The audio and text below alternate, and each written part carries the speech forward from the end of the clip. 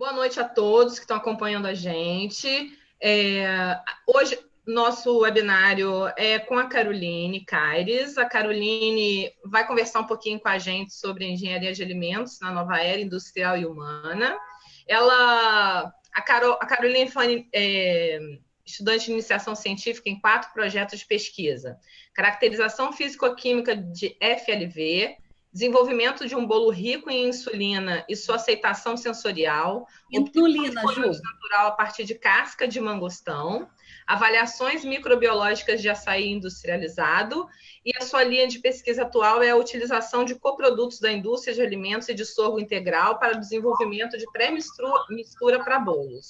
Então, ela está fazendo o doutorado na UFRJ, e eu gostaria de dar as boas-vindas. Para além disso tudo, a Caroline venceu o concurso de comunicação científica promovido pelo Euraxis Brasil, deu um show, literalmente, contando um pouquinho da pesquisa dela. Então, depois eu vou compartilhar com vocês o link, a gente já compartilhou lá na rede, vou compartilhar depois. Eu espero que vocês tenham um excelente webinário.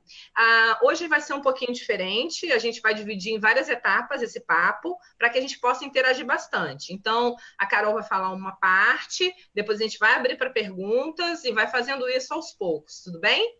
Boa noite, Carol, seja muito, muito bem-vinda. É um prazer ter você aqui, um privilégio, realmente, e eu espero que você tenha uma excelente experiência, assim como todos que estão presentes aqui hoje. Obrigada, Ju. Acho que vai ser difícil de chamar de Juliana e vai ser difícil você me chamar de Caroline. Não, pode chamar de Ju, que aqui a gente está em casa. Já falei, pega o café e vamos bater um papo, tá? Isso aí. Então, pode me chamar de Carol também, os participantes também. Estamos batendo um papo mesmo. Vamos falar sobre a linda engenharia, que é a engenharia de alimentos, que eu sou suspeitíssima para falar, mas vamos conversar um pouquinho aqui para capturar mais coraçõezinhos. Perfeito. Então, fica à vontade, Carol. Ju, eu só vou fazer uma correção quando você estava me apresentando, que você falou que fiz um bolo rico em insulina. Não é insulina, desculpa. Não, é inulina. Ótimo. Depois você conta pra gente o que é inulina. Perdão, eu achei que eu tinha me enganado. É porque é confuso mesmo. Inulina e insulina é só um S de diferença na palavra. Então, realmente, as pessoas confundem. Isso é normal. Na verdade, eu li insulina. Isso, porque você conhece essa palavra insulina, mas é inulina. Excelente correção, agradeço, Carol. Desculpe o equívoco. É isso. Normal, tranquilo.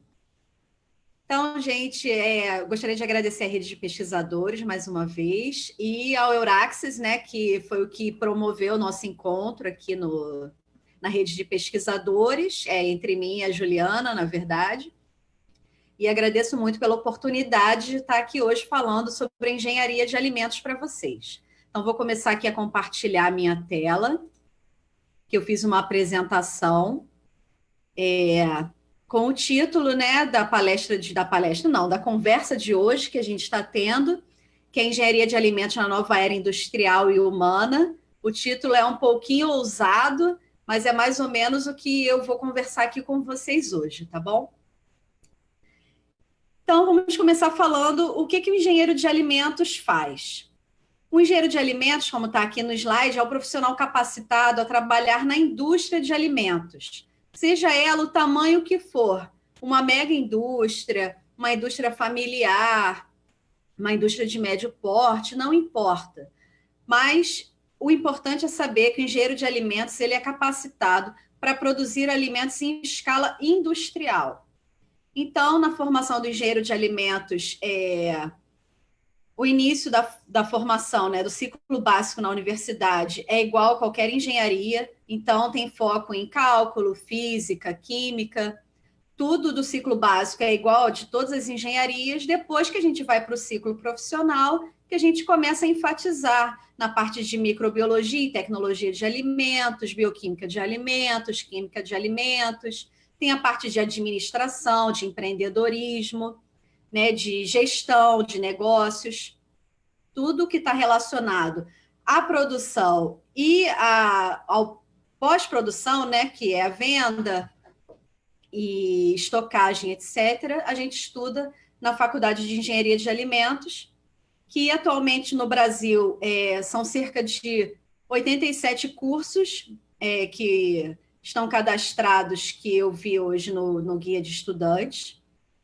Pode ser que seja um pouco mais do que isso, mas dados oficiais são 87 cursos. De norte a sul, a gente está espalhado, todos os estados têm curso de engenharia de alimentos, todas as regiões do Brasil. O curso dura, em média, 5 anos, como toda engenharia, e eu convido a quem não conhece e esteja prestando vestibular, pensando na engenharia de alimentos, que preste, porque é uma carreira muito bonita. Então, vamos seguir. Então, a formação do engenheiro de alimentos, ela tem uma característica de multiação. Então, o engenheiro de alimentos, ele trabalha em diversas áreas. Por exemplo, eu botei algumas aqui para explicitar.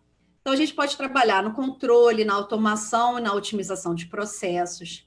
A gente pode trabalhar com consultorias externas e internas, em indústrias e empresas.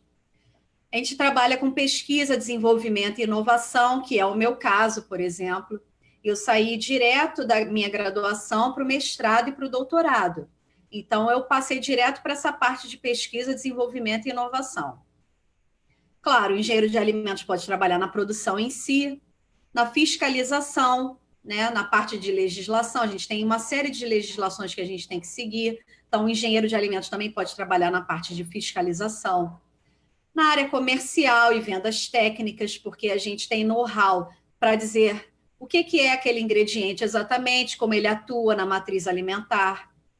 Desenvolvimento e seleção de matérias-primas, na garantia de qualidade, no tratamento e no aproveitamento de resíduos, que eu também trabalho com isso na minha pesquisa, na conservação, no armazenamento e no transporte do alimento, na área de marketing, na área de planejamento e projetos agroindustriais e na área de embalagens também. Isso é só para dar alguns exemplos. Acredito que tenham outras áreas em que o engenheiro de alimentos pode trabalhar, mas já dá para perceber que o leque é muito grande, que as opções são vastas.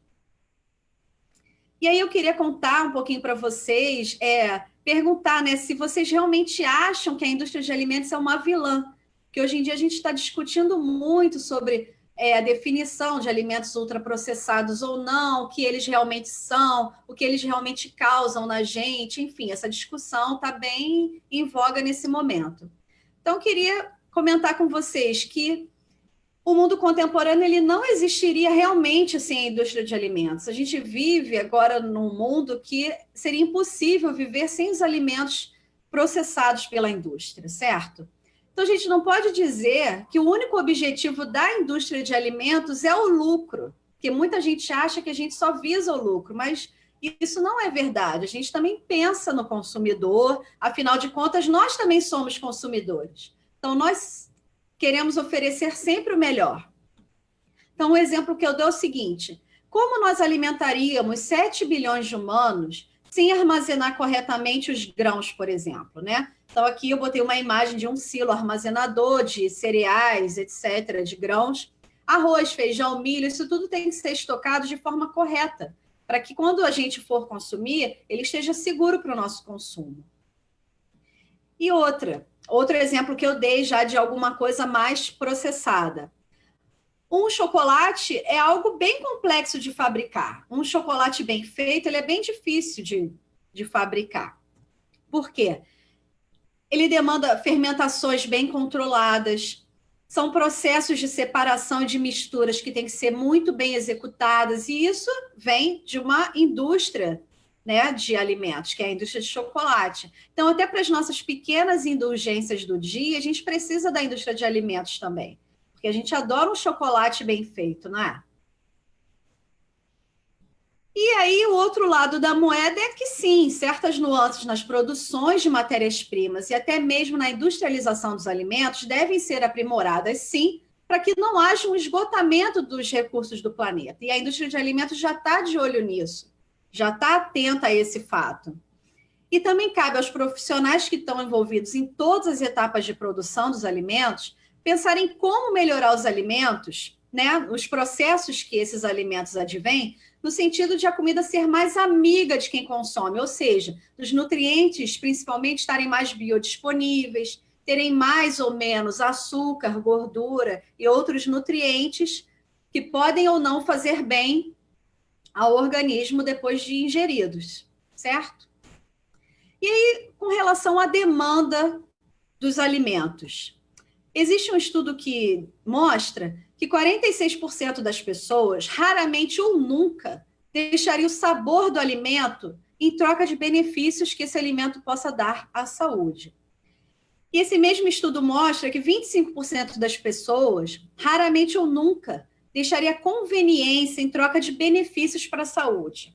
Então, o que isso mostra para a gente? Mostra que é necessária realmente uma reavaliação verdadeiramente integrada de ingredientes e processos alimentares para tornar os alimentos mais saudáveis a longo prazo. Então, a indústria já sabe disso. Olha, o consumidor não vai deixar de consumir um alimento saboroso e nem conveniente. Então, cabe a nós melhorar esses alimentos. E o outro fato é que em 2050 tem uma previsão que a população vai requerer 100% a mais de alimentos do que a gente já produz hoje em dia. E 70% desse aumento tem que vir em melhorias da tecnologia. Então, o engenheiro de alimentos também pode entrar nesse ramo, porque se vai precisar de 100% a mais e 70% vem da melhoria de tecnologia, o engenheiro de alimentos sabe lidar com essas tecnologias. Então, ele está muito inserido nesse processo também, de aumentar a produção de alimentos devido ao aumento da população. E aí, será que a gente vai precisar de novas tecnologias para processar os alimentos, para que determinados componentes dele estejam mais biodisponíveis aos consumidores? Só tem duas respostas possíveis a essa pergunta. Sim ou com certeza. Porque tem que ser, tem que melhorar, tem que criar novas tecnologias, sim. Então, tecnologias como a nanotecnologia já estão surgindo em caráter, né, de pesquisa e desenvolvimento, e algumas coisas já estão na indústria. A parte de substituição de gorduras também já está, como eu botei aqui o exemplo. Na primeira figura a gente vê manteiga comercial no meio, né? E embaixo margarina comercial. E os oleogéis criados, né, pelas pesquisas e desenvolvimento e inovação para substituir essas gorduras também. Tem também estudo de embalagens e revestimentos comestíveis, que está crescendo bastante. Então, todas essas são novas tecnologias que, sim, são necessárias para que haja esse aumento todo na produção de alimentos com qualidade e tecnologias novas. E aí, a nova era da indústria, né, que é o tema da nossa conversa aqui, está coordenada, obviamente, com mudança em todos os setores da sociedade. Então, a população civil, né, a sociedade civil, os órgãos do governo, os pesquisadores, né, que, claro, estão inseridos na população civil, os consumidores, todo mundo tem que entrar nessa guerra, digamos assim, para mudar a indústria de alimentos juntamente com todos os setores da sociedade. Então, não basta só a indústria de alimentos fazer uma mudança pontual, todos têm que serem articulados para que haja essa mudança realmente, que ela seja contínua. E aí a ONU lançou, em 2015, os Objetivos de Desenvolvimento Sustentáveis, que são 17 objetivos que devem ser implantados em todo o mundo até 2030, ou seja, daqui a 12 anos só esgota nosso prazo para a gente alcançar, para a gente implementar todos esses 17 objetivos, para que a gente se torne um planeta mais sustentável. Porque se a gente continuar do jeito que está, a gente não vai conseguir, não vai ter planeta extra para suprir todas as nossas necessidades, certo? E aí, quais desses objetivos estão relacionados à indústria de alimentos? São muitos, são 9 de 17. Então, acabar com a fome, vida saudável, água e saneamento, trabalho digno, crescimento econômico, inovação em infraestruturas, produção e consumo sustentáveis, combater as alterações climáticas, oceanos, mares e recursos marinhos, ecossistemas terrestres e biodiversidade. Todos esses objetivos estão relacionados de alguma forma com a indústria de alimentos, ou seja, aproximadamente 53% dos Objetivos de Desenvolvimento Sustentável da ONU estão relacionados à indústria de alimentos, para a gente sentir o peso que essa indústria tem no mundo. E aí, falando um pouquinho das metas, obrigatoriedades e desejos da indústria de alimentos, né? Primeiro desejo, e a meta também da indústria de alimentos, é sempre produzir com menor custo, e isso em todas as indústrias é a mesma coisa. Oferecer cada vez mais refeições convenientes ao consumidor, que isso é uma demanda do consumidor. É necessário que haja uma eficiência no uso dos recursos, né, naturais na produção dos alimentos industrializados. É necessário que as indústrias também estejam ligadas na parte do desenvolvimento e inclusão social, porque, além de ajudar a sociedade como um todo, os consumidores também estão de olho nisso. Então, se tem aquele selinho de inclusão social na embalagem de determinado alimento, tem consumidor que já tem a tendência de consumir mais devido a esses selos, porque ele sabe que aquela indústria está relacionada diretamente com a sociedade. Todos os alimentos têm que estar disponíveis no varejo, então tem que ter uma rede de distribuição bem estável, né? As indústrias também estão bastante já ligadas na parte de sustentabilidade alimentar. Então, a parte de sustentabilidade também passa pela indústria de alimentos. A gente tem que procurar cada vez mais processos e tecnologias sustentáveis para utilizar de forma mais racional possível todos os recursos ambientais. E a parte de segurança alimentar e segurança dos alimentos, que sempre causa confusão, né, na definição de cada um deles, que são coisas diferentes. Segurança alimentar é uma coisa, segurança dos alimentos é outra. É porque houve a tradução do termo original em inglês para o português, e aí isso causou uma dúvida em quem fala português. Mas é o seguinte, a segurança alimentar é que os governos e a indústria têm que garantir alimento suficiente para toda a população. Alimento suficiente para que ela tenha uma vida saudável, e esse alimento tem que ser seguro. E aí entra na parte de segurança dos alimentos, que é a oferta dos alimentos seguros para consumo, onde não tenha nenhum tipo de patógeno, por exemplo, então já entra na parte dos riscos microbiológicos, não pode ter nenhum risco físico, ou seja, pedaços de insetos, grãos de areia, terra, algum pedacinho de plástico, madeira, pequenos metais, não pode ter isso nos alimentos também. Os riscos físicos, né, que eu falei agora, e também tem os riscos químicos, que é a quantidade de agrotóxicos ou de outros compostos químicos que possam estar presentes nos alimentos que não devem estar. Então, essa é a diferença entre segurança alimentar e segurança dos alimentos. E a segurança dos alimentos está relacionada com a qualidade dos alimentos que são ofertados. E aí, há muitas inovações nas pesquisas em torno dos alimentos, e isso é muito bom, mas, infelizmente, uma pequena parcela que consegue chegar aos consumidores. Porque isso demanda muito tempo de implementação de layout de indústria, de marketing, de desenvolvimento de produtos mesmo. Então, algumas indústrias preferem até não implementar certas inovações porque demandam um custo muito alto. Essa foi a primeira parte da nossa conversa. Carol, tem várias perguntas para você. Eu adorei esse início e eu queria começar com algumas perguntas lá do Facebook, tudo bem? Tá ótimo, vamos lá. Na verdade, tem alguns comentários e algumas perguntas, tá? Tá ótimo. Aqui a gente tem algumas pessoas nos acompanhando, então a Cristina, o Frederico, o Diógenes. A Tamara está dizendo que esse assunto muito interessa ela, e ela comenta que a indústria acaba com o verdadeiro sabor dos alimentos, porque são muitos conservantes.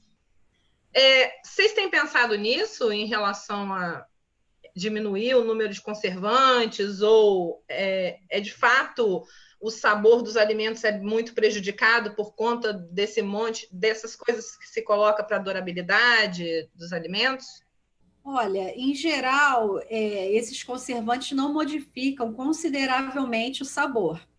Mas até para isso são feitas pesquisas mesmo, né? No caso de análise sensorial, onde a gente percebe o que o consumidor realmente está percebendo daquele alimento ali.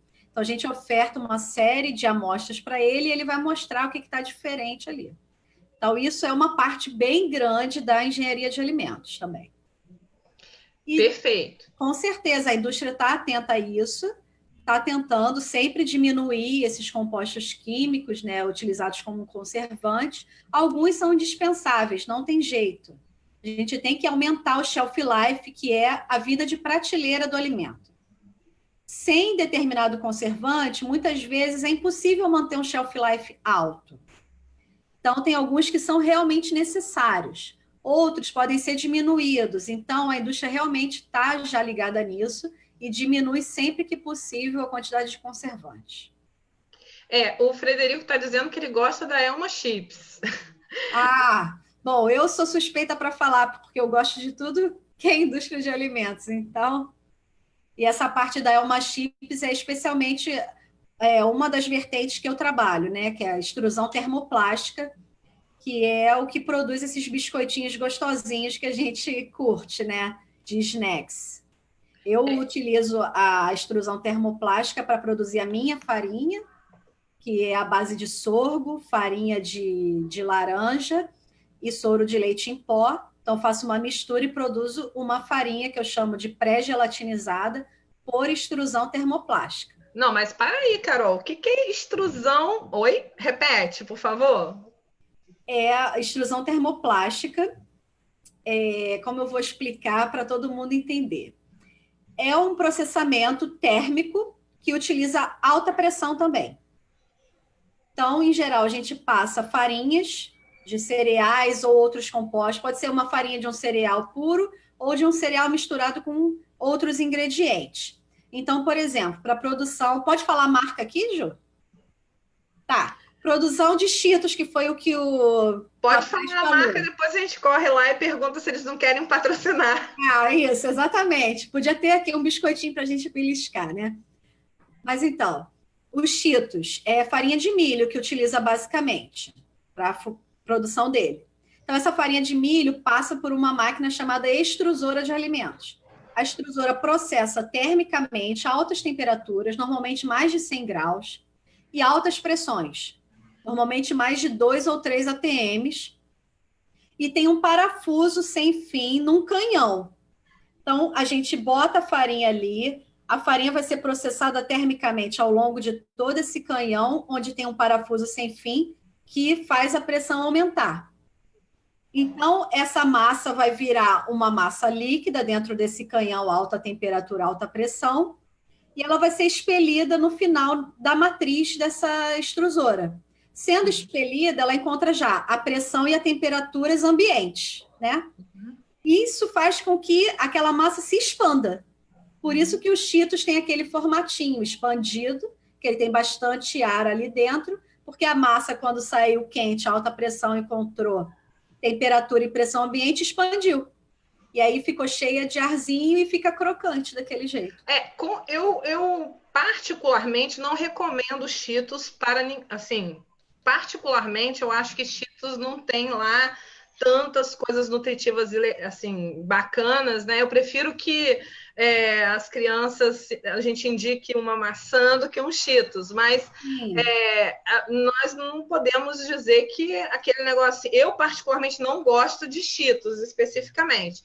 E óbvio que nutricionalmente temos que considerar que, óbvio, é um snack supérfluo, né? Assim, sei lá, acho que é importante destacar isso aqui, né? Não vamos... É bacana, faz um barulhinho legal, diminui a ansiedade, mas assim... Mas eu só quis dar um exemplo de onde pode ser utilizada a extrusão termoplástica, que são diversos exemplos. Esse é um dos mais conhecidos. Ele falou da Elma Chips, ele gosta, né, Frederico? Ele também gosta, então, porque assim, Nada que é equilibrado na nossa vida faz mal. Então, obviamente, você não vai sempre ofertar para a criança guloseimas, snacks, balas, e vai deixá-la sem almoçar, um prato de comida mesmo, arroz, feijão, bife, né, salada, legumes, etc. Mas também é importante que a gente se divirta comendo. Então, tudo que é equilibrado na vida não faz mal. O que é importante é que a gente tenha hábitos cada vez mais saudáveis, aliados a exercícios físicos e mudanças na nossa alimentação mesmo. Então, não é para a gente ficar sempre comendo uma coisa, nem sempre comendo outra coisa. Então, vamos diversificar a gama de alimentos que a gente consome. Com certeza. Eu acho que o que mais o pessoal gostou foi entender mais a extrusão termoplástica.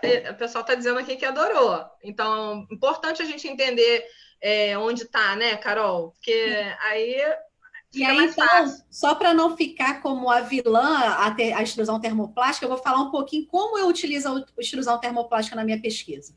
Eu faço uma farinha de sorgo, que é um cereal que quase não é consumido aqui no Brasil, né? Que quem depois vê lá no link da minha apresentação do Euraxis Science Slam vai entender bem o que é o sorgo, mas é um cereal que é bastante produzido aqui no Brasil, mas ele é principalmente consumido na África, ele é bem plantado lá na África. 42% da população da produção de sorgo é da África e 40% aqui das Américas, né? Incluindo o Brasil, América Central e América do Norte.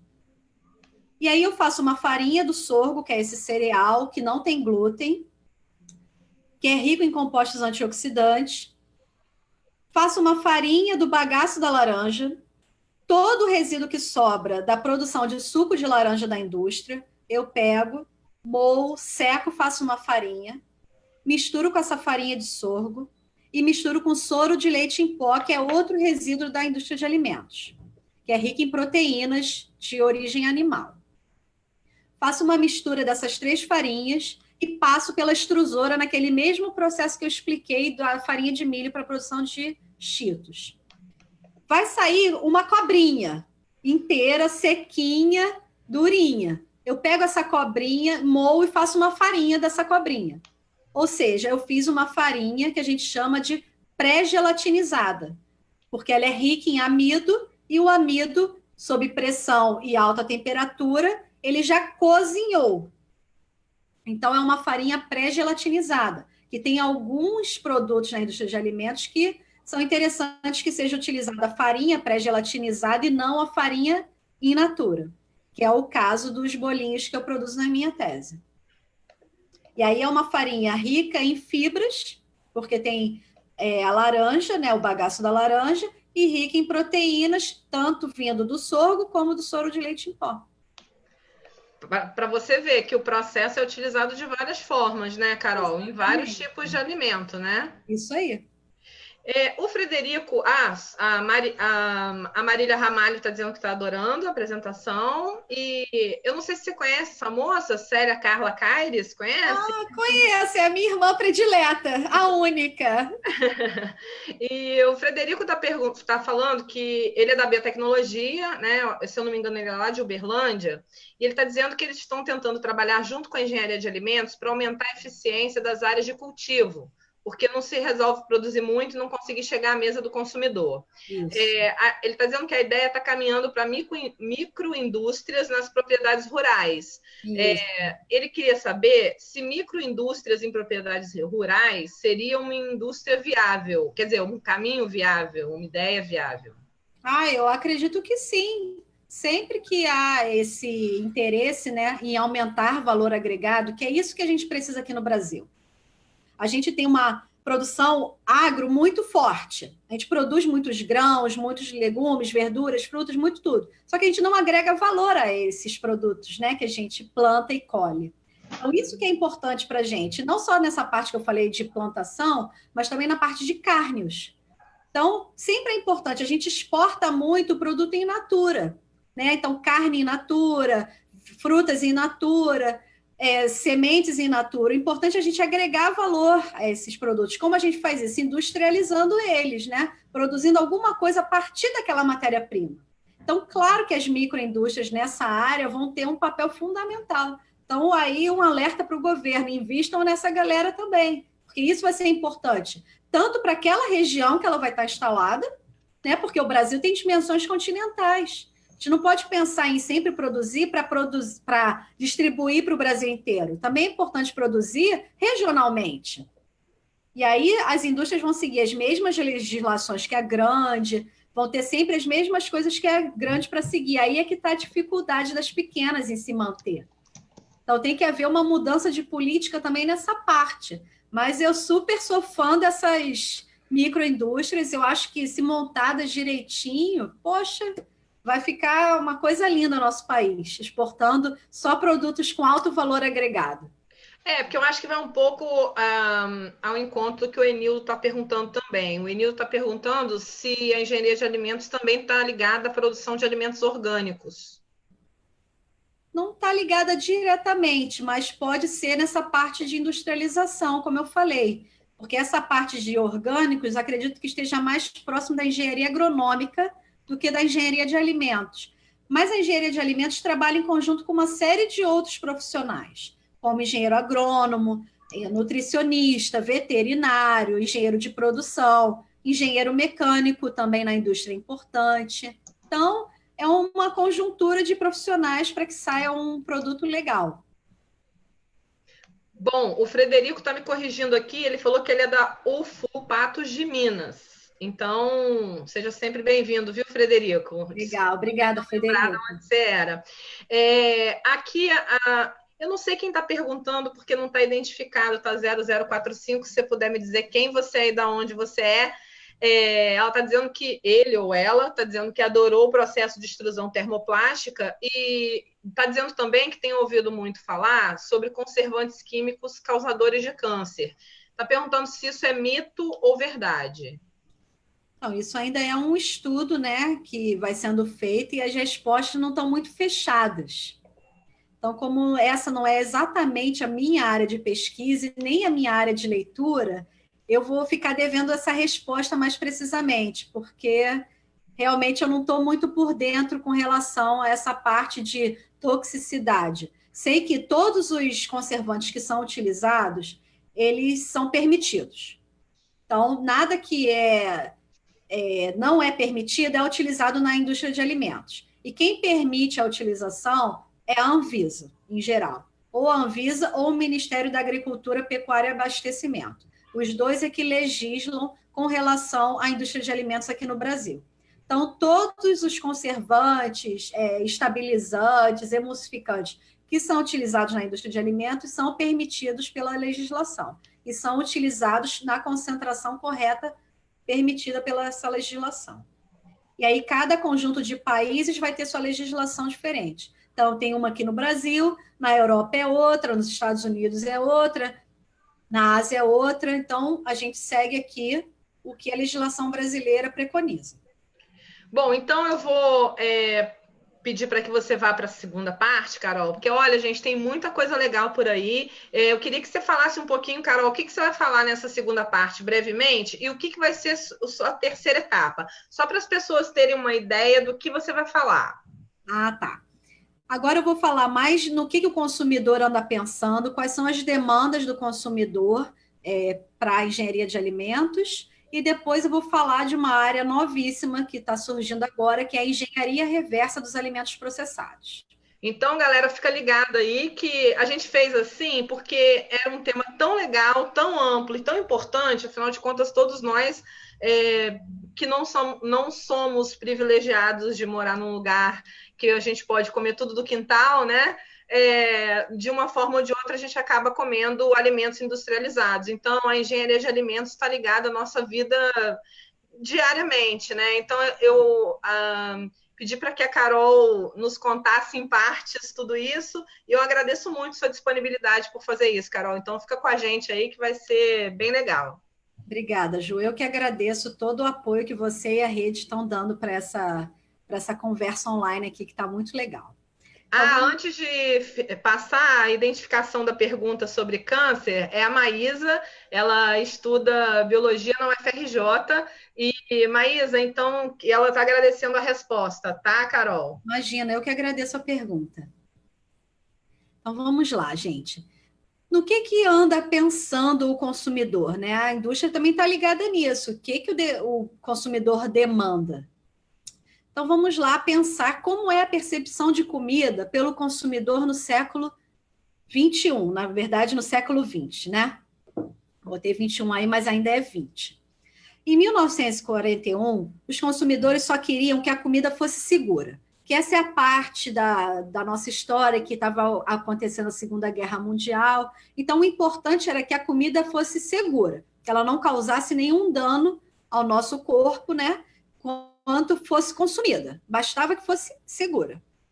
Em 1971, 30 anos depois, a comida já tinha que ser segura e gostosa. Então, o consumidor já estava demandando mais uma coisa. Olha só, além dela não me fazer mal, eu quero ter prazer ao comer esse alimento. Em 1991, a comida devia ser segura, gostosa e nutritiva. Ou seja, ela não pode fazer com que eu passe mal, tem que ser gostosa e ainda tem que nutrir meu corpo todo. Em 2001 até agora, a comida deve ser segura, gostosa, nutritiva e promover saúde. Ou seja, ainda tem que me ajudar em alguma determinada coisa que eu quero estabelecer para a minha vida. Então, isso aqui é parte de um estudo de um professor da Unicamp, chamado Amaya Farfan, que eu participei ano passado de um encontro lá na Unicamp, que a gente falou só de engenharia reversa, como eu vou falar na terceira parte, e ele apresentou a percepção da comida pelo consumidor no século XX dessa forma aqui. Mas aí eu ousei perguntar em cima do estudo dele se é somente isso que o consumidor quer. Será que é só isso que a gente quer? Ou seja, uma comida segura, gostosa, nutritiva e que promova a saúde? Eu acho que não. Eu acho que o consumidor, além disso tudo, ele pensa no preço. Ó, o preço, como é que fica? Tem que ser bom, senão a gente não vai comprar, não é isso? O aspecto dessa comida, aquela maçãzinha que está ali com xizinho, dificilmente vai ser escolhida no mercado. Então, tem que ter um bom aspecto também. O consumidor já está ligado. Pô, essa embalagem é biodegradável, não é? Ela vem de economia circular, não vem? Caramba, são muitos fatores, né? Essa comida previne doenças? Também quero que essa comida previna doenças. Ah, e também quero comer, às vezes, alguma coisa sem glúten, sem lactose. Tem alimentos que são específicos para crianças, para idosos, ou seja, os alimentos também para nichos determinados estão em alta demanda agora. E não é só para aquele pessoal que acha que isso tudo é frescura. Não, tem pessoas que realmente demandam alimentos sem glúten. No caso dos celíacos, por exemplo, o glúten é um veneno. Eles não podem consumir glúten de forma nenhuma. A única terapia estipulada para um celíaco é cortar glúten da alimentação. Então, nada mais ele pode fazer. Não pode tomar um remedinho que vai melhorar, não vai adiantar. Ele tem que realmente cortar o glúten. E as pessoas que têm intolerância à lactose também, tem que cortar a lactose do consumo diário delas. Então, a indústria já está produzindo, né, alimentos sem glúten, sem lactose, para atender esses nichos determinados. O alimento tem que ser conveniente. Agora, o tempo é cada vez mais curto para tudo. Em geral, o consumidor quer passar cada vez menos tempo na cozinha, produzindo, né, seu almoço, seu jantar, seu lanche, café da manhã, qual seja a refeição que ele vai ter. A não ser naqueles casos, né, de gourmetização, de prazer mesmo em receber pessoas ou cozinhar uma coisa para você de forma recreativa. Mas no dia a dia, o consumidor quer que o alimento seja conveniente. Ele pensa se é feito de forma sustentável. Então, se o consumidor sabe que aquela indústria é eco-friendly, né, como está aí no desenhozinho, ou seja, se ela é amiga do meio ambiente, ele vai preferir comprar aquilo ali se ele tiver já nesse pensamento, não, eu estou cuidando do planeta, eu tenho que ser sustentável. E tem que proporcionar prazer também, porque a gente vem numa batalha muito pesada, muito rápida todos os dias. Às vezes a gente chega, quer dar uma relaxada, poxa, vamos pegar aquele chocolate delicioso, ou então vamos comer um cupcake com a cobertura de cranberry, uma cereja em cima. Por que não? E aí, a Federação das Indústrias do Estado de São Paulo e o Instituto de Tecnologia de Alimentos, que fica em Campinas, lançou esse estudo chamado Brasil Food Trends, que seriam as tendências da alimentação até 2020, ou seja, depois de amanhã, né? Já é a tendência que a gente está vivendo agora. E as tendências nesse estudo são entendidas como a propensão dos indivíduos em modificar hábitos já estabelecidos, tá ok? E aí, quais são os fatores determinantes na demanda de alimentos? São esses 5 fatores. Qual é o tipo de população? Qual é o grau de urbanização dessa população? Qual é o grau de educação e informação? Qual é a estrutura etária? E qual é a renda da pessoa? Então, esses são os fatores que determinam a demanda de alimentos. E quais são as tendências da alimentação? São 5 tendências também que esse estudo deflagrou: sensorialidade e prazer, saudabilidade e bem-estar, conveniência e praticidade, qualidade e confiabilidade e sustentabilidade e ética. Então, agora eu vou falar um pouquinho de cada uma dessas tendências. Primeiro, a sensorialidade e o prazer, né? Isso veio através do aumento dos níveis de educação, de informação e renda da população. Então, essa população que tem maiores níveis de educação, de informação e de renda, quer cada vez mais prazer ao se alimentar. Também está havendo a valorização das artes culinárias e das experiências gastronômicas. Vide todos os canais a cabo que tem ensinando a cozinhar, tipo MasterChef, Cozinheiros em Ação, ou outros que a gente só fica vendo ali as pessoas cozinharem e fica babando na frente da televisão. E isso vai para dentro de casa também. As pessoas têm se reunido cada vez mais em casa com os amigos ou sozinhos mesmo, para cozinhar, para aprender a cozinhar cada vez mais. Também há o interesse pela harmonização entre alimentos e bebidas. Também há interesse em novas texturas e novos sabores de alimentos. Tudo isso está relacionado à sensorialidade. O aumento do consumo de produtos gourmet e premium. Agora tem o que o pessoal fala, né, de raio gourmetizador. É mais ou menos isso, mas isso é uma demanda do consumidor. Então, a indústria tem que se adaptar a isso também. Então, surgem cada vez mais cafés gourmets, que em geral vêm naquelas embalagens pretas e douradas, que dá um ar de sofisticação, né? Isso é só para citar um exemplo. E o aparecimento dos foodies, que são os consumidores que são aficionados por novos produtos e novas experiências em torno da alimentação. E nesse item em particular, eu me considero uma foodie, porque eu sou bem aficionada mesmo. Todo lugar que eu viajo, até mesmo aqui dentro do Rio de Janeiro, que eu vou a um restaurante diferente, eu quero ter uma nova experiência, eu quero provar um novo prato. E os produtos devem ser saborosos, mas também saudáveis. Então, ele está ligado em sensorialidade e prazer, mas também quer que o alimento seja saudável a maior parte do tempo. No item saudabilidade e bem-estar, há um aumento da procura por alimentos funcionais, que eu vou falar um pouquinho mais na frente o que são os alimentos funcionais, mas há aumento da procura dos alimentos funcionais, ou, por exemplo, produtos para dietas e controle do peso. Então, o pessoal já está procurando, né, esses produtos que controlem o peso e a dieta. Não são aqueles remédios tomados para controlar o peso, tá? São alimentos que fazem controle de peso. Nova geração de produtos naturais, aí pode até entrar na pergunta que o rapaz fez, eu esqueci o nome, desculpa, eu estou esquecendo o nome das pessoas que estão perguntando, sobre alimentos orgânicos. Então, isso também pode entrar aqui, né? Os produtos orgânicos podem entrar na produção desses produtos naturais.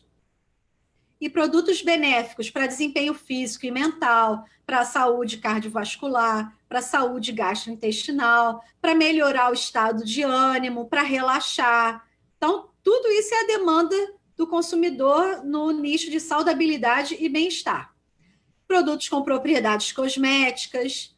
E o segmento Diet e Light continua em tendência de crescimento, aliados a ingredientes específicos para queimar calorias e saciar o apetite. E nesse ponto de saciar o apetite vai ser a nossa conversa na terceira parte aqui do webinário, que eu vou falar de engenharia reversa, que está bastante ligada a isso, a saciar o apetite. Aí os alimentos orgânicos também, que foi comentado aqui, está nessa parte de saudabilidade.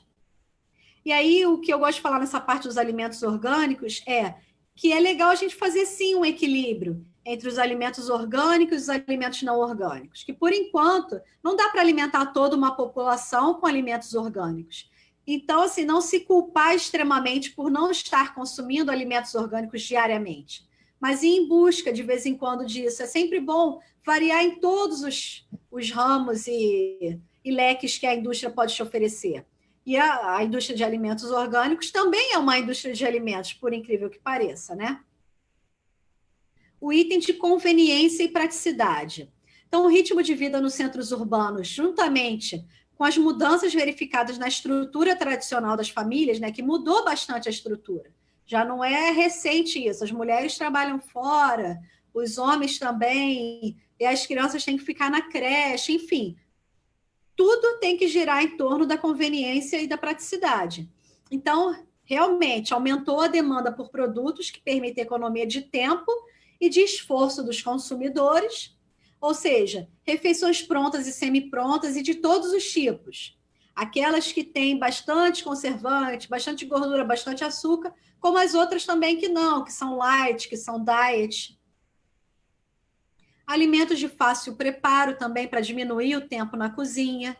Embalagens de fácil abertura, fechamento e descarte, porque muitas vezes o consumidor não quer consumir, né, todo o conteúdo do pacote, mas ele quer fechar direitinho, por exemplo, para o biscoito não ficar mole.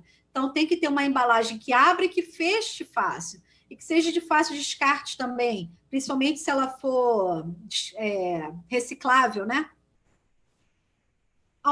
Aumento de demanda por alimentos que sejam preparados em micro-ondas, bolo de caneca, pipoca de micro-ondas, tantos outros exemplos, né?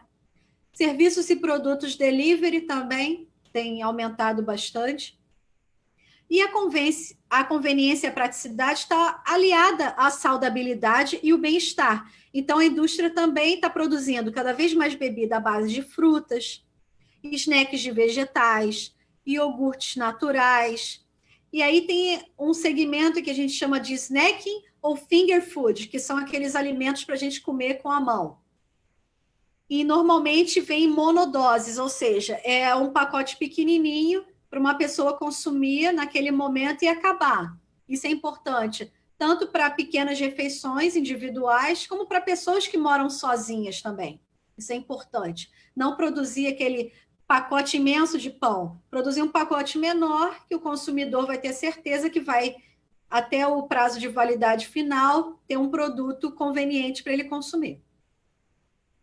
E até comidas para comer em trânsito, que infelizmente a gente tem cada vez menos tempo, né, para sentar e fazer uma refeição. Às vezes a gente tem que comer alguma coisa andando mesmo, ou conversando, ou dirigindo, ou no ônibus, no táxi, no Uber, etc. Então, tudo isso é uma tendência que os consumidores apontam. Com relação à qualidade e confiabilidade, demanda por produtos com garantia de origem, ou seja, o consumidor quer saber de onde veio esse alimento. De rastreabilidade, se acontecer alguma coisa que tenha que haver um recall de algum produto, é importante que ele seja rastreável. Se acontecer, né, que tenha um surto de determinado micro-organismo nesse alimento por algum erro de produção, é importante que tenha essa rastreabilidade. Isso não acontece, infelizmente, muito aqui no Brasil, mas nos Estados Unidos isso já é bem praticado lá. O consumidor quer ver selos de qualidade na embalagem dos alimentos. A rotulagem tem que ser cada vez mais informativa. E no quesito sustentabilidade e ética, surgimento dos consumidores sempre preocupados com o meio ambiente, cada vez mais interessados em contribuir para causas sociais, ou seja, se é de pequeno ou de grande produtor, ou se essa indústria auxilia outras ONGs, por exemplo. Os consumidores estão interessados cada vez mais em auxiliar pequenas comunidades agrícolas, como foi citado aqui agora, por meio da compra de produtos alimentícios.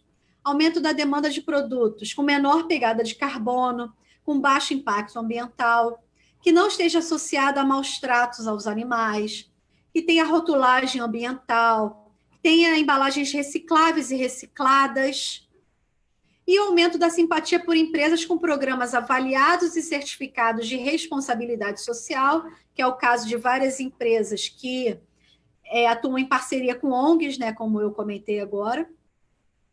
E, para finalizar essa segunda parte, isso tudo sem falar, né, das dietas da moda, que são a low carb, a dieta cetogênica, que eu não entro nessa discussão porque eu não sou nutricionista, mas aqui estamos falando da tendência dos consumidores, né? Mas também tem isso, tem esses panoramas de dietas da moda, tem a PL do veneno, né? Que os agrotóxicos meio que foram liberados, libera geral, o Congresso não está nem aí, eles querem mais é vender as coisas para a gente e a gente que compre qualquer coisa. Então, aí entra a nossa cidadania para a gente reclamar com relação a isso, e o incentivo fiscal ao setor de refrigerantes que houve no início do ano também, que até para mim, engenheira de alimentos, isso foi bem vergonhoso. Então, a gente tem que tentar fazer com que a indústria dê uma contornada nessas coisas todas. Bom, essa segunda parte eu acho que foi bem importante para a gente entender a importância também da nossa mudança de comportamento e pensamento e de todo esse impacto no que a gente come, né? Então, comprar alimentos que pensam na questão de sustentabilidade é fundamental. Você falou da economia circular, né, Carol? Pensar como aquele alimento foi embalado, como é que ele foi produzido, né? Eu acho que está na nossa mão também, né? Não é a indústria que deveria dominar ou impor para a gente o que a gente come, né? Se a gente não comprar, ela vai parar de vender, né? Eu acho que essa conscientização do consumidor e demonstrar nossas necessidades com comprar ou não comprar produtos, né? Pode direcionar a indústria de alimentos e até as pesquisas, né? Na verdade, eu acho que as pesquisas acabam direcionando também um pouco, né, Carol? Isso, eu acredito que seja mais o inverso mesmo, as pesquisas que direcionem a produção e não a produção à pesquisa. Não, porque quando você tem os avanços na ciência e tudo isso está sendo colocado para o consumidor, né? Toda essa conscientização e toda essa importância, né, da gente se preocupar com a gente mesmo, né? Porque a questão ambiental, de como essas embalagens são feitas, você falou das embalagens retornáveis ou comestíveis, né? Eu acho que tudo isso, essa preocupação lá na primeira parte você falou, né, dos objetivos sustentáveis. Então, eu espero que a gente realmente se aproprie dos avanços científicos e ouça mais e leia mais os pesquisadores, né? Aí que está a valorização da ciência, das pesquisas, né? Quanto você se dedicou para levar, ou está se dedicando para levar um produto de qualidade para a indústria, mas pensando em todas essas questões, né, Carol? Isso, exatamente. E aí que eu queria falar da importância da divulgação científica, Ju, porque realmente eu acho que isso está faltando bastante, porque o consumidor não tem muito conhecimento de certas causas. Então, tanto na parte de produção e do que a indústria utiliza na sua produção com relação aos ingredientes, com relação às embalagens, ao descarte disso, ao tratamento dos resíduos, e toda essa coisa que a gente acabou de falar aqui da demanda do consumidor, eu acho que também falta informação para o consumidor, de como ler uma embalagem, de como ler um rótulo, que muitos consumidores não sabem ler rótulos, isso é importante. A gente lutar cada vez mais como consumidor para que as indústrias adaptem as suas embalagens da melhor forma possível. Então, tem um movimento agora chamado Clean Label, que deixe cada vez mais claro o que tem no rótulo, para você realmente ter o poder de decisão nas suas mãos, se vai consumir aquilo ou não. Mas de uma forma que seja informativa, real, não que seja uma coisa mascarada. Entendeu? Então, aí é que eu acho que cresce bem as oportunidades de comunicação científica, que muitas vezes nós pesquisamos, e aí me boto nessa culpa também. e a gente fica só comunicando para os nossos pares. Não pode ser assim, a gente tem que comunicar a quem financia a nossa pesquisa também, que é a população brasileira. Então, a população merece cada vez mais informação de uma forma acessível. Então, cabe a gente escolher as palavras que vai utilizar para que todo mundo entenda a mensagem. Eu falando com o microfone mudo aqui. A Natália, ela é estudante de biologia da UFRJ e ela está falando que essa questão dos alimentos em preparo em micro-ondas seria muito importante de aumentar, né? Por causa dessa questão do tempo, igual você falou, né? E ela disse que ela adora essas comidas de preparo de micro-ondas. Só tem que equilibrar. Uma hora come uma coisa, outra hora come outra. Não fica só em determinado nicho de alimentos. O importante é sempre o equilíbrio. E a Tamara está falando que a moda agora é ser fitness, que ela acha que as pessoas estão caindo em si procurando alimentos de verdade, entre aspas, né? Ela, por exemplo, procura sempre levar as refeições quando ela sai para saber o que ela está comendo. E muitas pessoas que ela conhece também têm feito isso. Então, parece que está havendo uma mudança no pensamento das pessoas e ela acha que é muito bom isso, né? Isso é ótimo, eu também concordo. Eu também sou super marmiteira. Também vou para a Embrapa, né, que é onde eu faço a parte experimental da minha tese, levo minha marmita, vou para o fundão, levo minha marmita, saio da casa da minha avó cheia de marmita, e vamos assim. Mas eu não dispenso também uma pipoquinha, um negocinho feito no micro-ondas, um chocolatinho, um Cheetos que você não gosta. Mas é uma questão de hábito mesmo, né? Então, tudo equilibrado. Eu acho que é uma questão de hábito e, assim, mesmo eu acho que dentre os industrializados e dentre os alimentos que a gente prepara, dessa questão de micro-ondas, mesmo dentre esses, você falou da questão dos rótulos, né, Carol? Acho que isso é fundamental. Então, para nós que somos leigos, né, e que a gente olha, não somos nutricionistas, não somos engenheiros de alimentos, né, o que você considera, na hora da gente olhar numa embalagem, né, assim, você como engenheiro de alimentos, o que você considera fundamental prestar atenção e talvez até escolher um outro produto né, parecido, mas assim, o que você considera importante atentar na hora de ler os rótulos? Olha, isso depende do que você quer consumir, na verdade. Então, depende qual é o seu objetivo de consumo.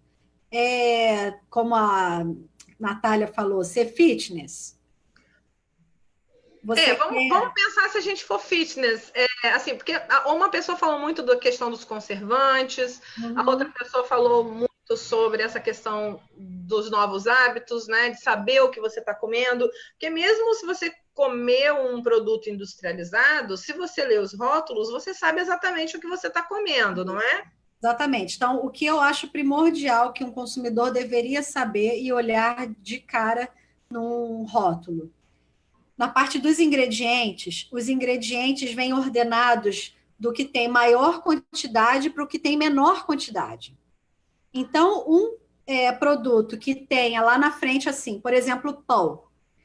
Ele bota na frente do rótulo dele, pão integral.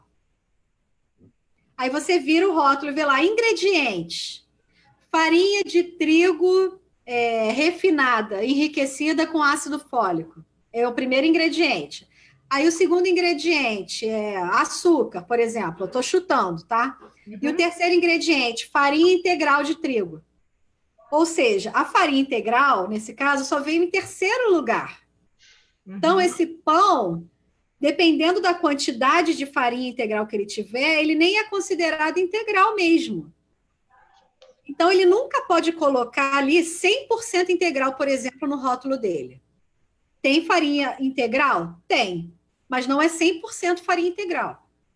Então, a primeira coisa que tem que olhar é a lista dos ingredientes, a ordenação deles. Então, o primeiro é o que tem maior quantidade e o último é o que tem menor quantidade. Então, isso vale para todos os produtos. Então, atentar a isso. Para mim, é a parte fundamental. Perfeito. Então, assim, mas isso não é propaganda enganosa? Se a indústria de alimentos coloca pão integral e, na verdade, ele não é? Então, porque tem uma legislação que fala que tem uma porcentagem X, que eu não sei exatamente quanto é para te falar agora, em que o alimento pode ser considerado integral se ele tiver essa porcentagem X de farinha de cereal integral. Só que para ele ser 100% integral, ele tem que ser 100% de farinha integral. Entendeu? Então, eles podem dizer sim que é um pão integral, mesmo que não seja 100% integral. Deu para entender? Perfeito, entendo. E assim, eu acho que é muito importante a gente conversar sobre isso, porque assim, mais uma vez, cabe a nós, né? Você perguntou lá no primeiro se a indústria de alimentos é vilã. Eu acho que vilão é a falta de conhecimento e informação, né? Exatamente. Porque se a gente estiver bem informado, se a gente buscar essa informação ou se ela estiver mais disponível para o consumidor, talvez a gente consiga levar melhor e nos equilibrarmos na questão alimentar, não colocando a responsabilidade na indústria, né? Porque, afinal de contas, nós somos responsáveis pelo que a gente compra, né? Que a gente come, né? Isso aí. Tudo bem que informação não muda comportamento, vídeo Cheetos, né? Mas... Os Cheetos têm que ser um alimento assim, recreativo, não pode ser um alimento para nutrição. A Lúcia... Oi, Lúcia, seja bem-vinda. A Lúcia está falando sobre a divulgação científica, que para todos os públicos é essencial. Acho que você conhece a Lúcia, né, Lúcia Carol? Beatriz, né? Isso. Oi, Lúcia! E aqui a gente tem uma estudante de nutrição, Cris Gabarra. É muito legal ter um estudante de nutrição e o pessoal da nutrição vendo esse webinar. Acho que a gente conversar sobre engenharia de alimentos e nutrição, eu depois quero te perguntar algo sobre isso, mas ela está mencionando que ela está amando a conversa e falando sobre a rotulagem e a informação ao consumidor são importantíssimas. Sim. E essa conscientização dentro da indústria é essencial. Além disso, uma alimentação equilibrada é o ideal, considerando hábitos de cada um. Ela está dizendo que gostou muito de conhecer a sua visão como pesquisadora e o seu respeito em relação à área da nutrição e está te parabenizando. Eu acho importantíssimo que o engenheiro de alimentos trabalhe em paralelo com o nutricionista. Mas isso é comum? É porque assim, eu sempre achei que havia uma rivalidade entre as áreas de engenharia de alimentos e nutrição, apesar de achar mega complementar. Assim, eu, como visão leiga, acho que são profissões que se complementam, né? Mas tem essa... eu não sei, assim, de fora parece uma pequena rivalidade, assim, quais são as principais sinergias ou as principais diferenças entre as áreas, Carol? Para quem está vendo a gente conhece pouco e está na dúvida, eu quero fazer uma faculdade, estou na dúvida, parece simples, mas eu acho que as pessoas têm alguma visão que pode ser esclarecida por você e pela Cris também, que está assistindo a gente. Sim, são duas profissões bem distintas, mas que se encontram em algum lugar do planeta, que não é no infinito como as retas paralelas. É o seguinte, o engenheiro de alimentos, ele é da área de tecnológicos. Então, como eu falei no início, todo o ciclo básico do engenheiro de alimentos é igual de toda engenharia. Então, a gente vai ter muita aula de cálculo, muita aula de física, muita aula de química. O nutricionista, ele é da área de ciências biológicas. Então, ele vai estudar o que aquele alimento proporciona, faz dentro do corpo, né? Do ser humano. Então, ele estuda anatomia, bioquímica humana, tudo isso que um engenheiro de alimentos não estuda. E o nutricionista não estuda o processamento industrial dos alimentos, ao passo que o engenheiro de alimentos já faz isso. E é o que está apto a fazer os produtos, os alimentos na indústria. Então, veja como é importante a sinergia mesmo, como você falou, entre o engenheiro de alimentos e o nutricionista, que a gente tem conhecimentos complementares. Se nós juntarmos esses dois profissionais, fica lindo. Eu acho que cada vez mais está claro que é importante a multidisciplinaridade e essa transdisciplinaridade na evolução dos processos, né, Carol? Claro, exatamente. Até dessas tendências que eu apresentei agora do Brasil Food Trends 2020, é importante, a gente percebe isso. Olha só, não dá mais para a gente só produzir o que a gente percebe que tecnologicamente é viável. porque muitas vezes na indústria a gente tem que aumentar a quantidade de açúcar e de gordura e de outros componentes, porque a tecnologia desenvolvida foi feita assim. E a gente não consegue produzir a mesma coisa diminuindo a quantidade de açúcares e gorduras, por exemplo. Mas aí entra a pesquisa e desenvolvimento e a demanda do consumidor que mostra, olha, nós já não queremos mais assim. Então, vamos lá, vamos chamar um nutricionista para ver o que a gente pode melhorar aqui, de que forma, para a gente conseguir processar esse alimento de forma industrial, da melhor forma possível. Perfeito. Então, Carol, vamos passar para a última parte, que eu estou super ansiosa, eu acho que o pessoal vai gostar bastante. E antes da gente passar para a sua última parte, eu queria dar alguns recados assim, para o pessoal que está assistindo. Esses são os últimos webinars, esse é o nosso penúltimo webinar. Nosso último webinar do ano está pertinho, então a gente também vai falar um pouco sobre essa questão, com certeza, de alimentação, porque a Laura e a Ana Bonassa, elas são pesquisadoras e também fazem parte do Nunca Vi um Cientista, e elas vão falar sobre diabetes, porcos e bactérias, como essa combinação improvável revolucionou a medicina. Então, a gente... logo a gente vai ver por que eu estou anunciando esse webinar agora. Então, quem tiver interesse em saber mais, é só entrar lá no site da rede. Não percam esse webinar, vai ser, assim como o da Carol, um bate-papo. Eu acho que isso é super importante. E tem mais uma coisa que eu queria falar para vocês, que é o seguinte, a gente voltou com uma pesquisa hoje. A gente está reabrindo, dando continuidade para finalizar um questionário que vai falar um pouco sobre demanda de equipamentos de ciência aberta. Então, eu vou passar daqui a pouco. A gente tem um dos nossos parceiros, que é o André Maia Chagas, ele trabalha com essa questão da ciência aberta e desenvolvimento de equipamentos a baixo custo para laboratórios. Então, ele foi contemplado e agora ele é Mozilla Fellow, exatamente para desenvolver pesquisas para novos equipamentos que tenham baixo custo. Então, caso vocês possam divulgar essa pesquisa, responder essa pesquisa, a gente agradece e a gente finaliza ela no dia 18, e eu já vou colocar aqui já o link da proposta. E a Cris, o último comentário aqui, Carol, a Cris está falando que a nutrição é uma ciência da saúde, né? Isso. Que trabalha para promover hábitos saudáveis, prevenção de doenças, e em muitas outras áreas, como em hospitais e saúde pública. Exato. Muito pelo contrário, ela está dizendo que muito pelo contrário, ela estuda sim processamento de alimentos, mas de forma diferente dos engenheiros de alimentos. Exatamente. Ela estuda o processamento não em nível industrial. Essa que é a diferença. Isso que eu quis dizer. Eu não sei se eu deixei isso claro, que o engenheiro faz a nível industrial, o nutricionista não. Ela estuda o processamento... Oi? Tá me ouvindo, Carol? Que deu um eco aí do que eu falei, eu acabei ouvindo a minha voz. Não, pode falar, deu algum problema aqui, desculpe. Não, eu não sei se eu deixei claro isso, que é justamente o engenheiro de alimentos trabalha na produção a nível industrial, o que o nutricionista não faz. Perfeito. Tudo bem, Cris? Acho legal assim a gente falar sobre isso para as pessoas que estão nos acompanhando, né? Então, vamos para a última parte. Eu vou divulgar aqui o questionário que é sobre essa demanda e a gente se fala daqui a pouco de novo, Carol. Fica à vontade. Vamos lá.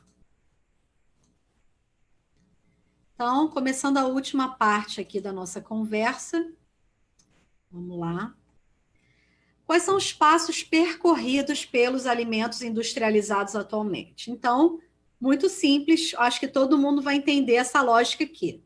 Primeiro, ele é produzido na indústria de alimentos, segue para a cozinha do consumidor, segue para a boca do consumidor e, finalmente, vai parar no sistema digestório, certo? É assim o passo percorrido pelo alimento industrializado. E aí os alimentos funcionais, né, que eu falei lá na primeira parte da nossa conversa que eu ia definir aqui, o que são os alimentos funcionais? Que são os alimentos que oferecem benefícios à saúde, além de suas funções nutricionais básicas, ou seja, um alimento tem a função nutricional básica que é nos dar energia para sobreviver. Mas os alimentos funcionais oferecem outros benefícios, como compostos antioxidantes que vão retardar envelhecimento, só para citar algum tipo de alimento funcional. Eu fiz uma brincadeirinha aqui com o Chapolin, onde ele diz que os alimentos funcionais são coisas do passado, como diz o funk. A onda agora é engenheirar reversamente um alimento. Mas o que é isso, né? Então, qual é a nova tendência da indústria de alimentos? Produzir alimentos com base na engenharia reversa. Eu já vou definir o que é engenharia reversa mais para frente. Mas considerando o quê? Tanto os aspectos epidemiológicos, ou seja, quais são as doenças que estão acontecendo mais, né, atualmente, quanto os processos industriais, que é realmente a parte da engenharia. Com que objetivos? Minimizar os inconvenientes, né, causados pelos alimentos e aumentar seus benefícios nutricionais, a saciedade, a biodisponibilidade dos nutrientes, isso tudo para promover saúde a longo prazo. Então, aqui também entra a parte do que a indústria não é só vilã sempre. A engenharia reversa dos alimentos processados ainda está bastante na parte de pesquisa e desenvolvimento, mas eu acredito que não demore muito tempo para surgir algum alimento, né, a nível industrial, que seja desenvolvido a partir da engenharia reversa. E aí, quais são os passos, né, da engenharia reversa? Então, ele vai refazer os passos do produto consumido. Vamos mudar aquela ordem que eu apresentei inicialmente. Então, primeiro, a engenharia reversa vai estudar o que acontece com o alimento no sistema digestório, ou seja, quais são as funcionalidades dele dentro do sistema digestório, o que ele ocasiona. Depois vai passar para o que ele ocasiona na boca, ou seja, tanto em aspectos sensoriais quanto em aspectos de digestão. Terceiro, como ele se comporta na cozinha do consumidor, né, se ele é fácil de produzir, de misturar e etc. E aí, depois que ele vai ser produzido pela indústria de alimentos, ou seja, é um passo de estudo que é seguido ao contrário. Veja que no primeiro eu mostrei que atualmente a indústria vai para a cozinha, que vai para a boca, que vai para o sistema digestório. Agora não. A gente estuda ao contrário para produzir o alimento de forma certa, de acordo com a engenharia reversa. Então, o que a engenharia reversa preconiza? Desmontar um produto consumido, ou seja, colocá-lo nas suas formas de nutrição, ou seja, os nutrientes dele, né? Açúcar, gordura, fibra, proteína, etc. Entender qual é a estrutura dele, quais são suas funcionalidades e suas propriedades, considerando a metabolômica, que é o estudo do metabolismo energético, e o genoma humano, dando assim bases para entender os fatores primordiais que influenciam tanto nas preferências alimentares como na saciedade, né, do consumidor, no caso. Para aí sim processar novos alimentos com impactos positivos na saúde. Então, a engenharia reversa, como eu falei, ainda está bastante a nível de P&D, mas eu acredito que num futuro não muito longe chegue já algum produto a nível industrial vindo da engenharia reversa. Isso tudo porque a obesidade é um mal que está crescendo cada vez mais na sociedade. Eu não sei se eu usei bem a palavra mal, mas enfim, é uma doença, né? A obesidade. E a obesidade, a ela tem associadas uma série de outras doenças, como hipertensão, esteatose hepática, colesterol descontrolado, síndrome do ovário policístico, diabetes tipo 2, doenças cardiovasculares, câncer de mama e, novíssima informação, o Alzheimer, que por muitas linhas de pesquisa está sendo considerado como diabetes tipo 3. E aí, realmente, foi essa carinha que eu fiz quando eu ouvi isso pela primeira vez ano passado, lá em Campinas, que agora o Alzheimer é considerado como uma diabetes tipo 3. E aí eu fui procurar algum artigo que realmente mostre isso. Aí tem esse artigo aqui, publicado em 2014, que fala da relação entre o Alzheimer sendo considerado como diabetes tipo 3. Então, ele diz o seguinte, que eu botei entre aspas, que eu só traduzi livremente. Evidências crescentes apoiam o conceito de que Alzheimer é uma doença metabólica mediada por deficiências na resposta à insulina cerebral, na utilização de glicose e no metabolismo energético, o que leva ao aumento do estresse oxidativo, inflamação e piora da resistência à insulina. Isso tudo ocasionando o Alzheimer. E aí a pergunta que a gente deve se fazer é: será que tem alguma relação com a dieta? O Alzheimer está crescendo tanto agora, né? A incidência de Alzheimer na população? Essa é uma pergunta que vai ficar no ar. Eu não tenho ainda uma resposta para ela, mas eu acredito fortemente que sim. E aí vamos voltar, vamos focar na obesidade. Então, foca na obesidade agora, né? Que é o maior problema. Então, a gente sabe que é necessário, sim, reduzir a quantidade de energia ingerida, né? Para não se tornar obeso. Ou seja, a gente tem que controlar a ingestão de alimentos, o famoso fechar a boca. Mas isso é bastante difícil. Onde a engenharia reversa pode entrar para facilitar um pouquinho a nossa vida? Em aumentar a satisfação e a saciedade. Então, esse gráfico aqui mostra o que é a satisfação e o que é a saciedade. Então, essa primeira curva que tem roxinha, que tem um pico mais alto, está relacionada à satisfação, que diz o quanto eu comi nessa refeição e que eu fiquei satisfeito ao final dessa refeição. Então, percebe ali que mais ou menos em 20, 30 minutos de refeição, né, levando em consideração que as pessoas demoram esse tempo todo para comer, o que hoje em dia não é uma realidade, a gente tem o pico de satisfação. E a saciedade tem relação com daqui a quanto tempo eu vou precisar comer de novo e com quanta fome eu vou estar no final desse período de saciedade. Então, o lance da engenharia reversa é promover o aumento dessa satisfação e da saciedade. E aí entra a história dos alimentos de alto ou baixo índices glicêmicos. Então, na primeira figura em vermelho, a gente vê o exemplo, né, de um alimento com alto índice glicêmico, ou seja, são alimentos que liberam rapidamente energia.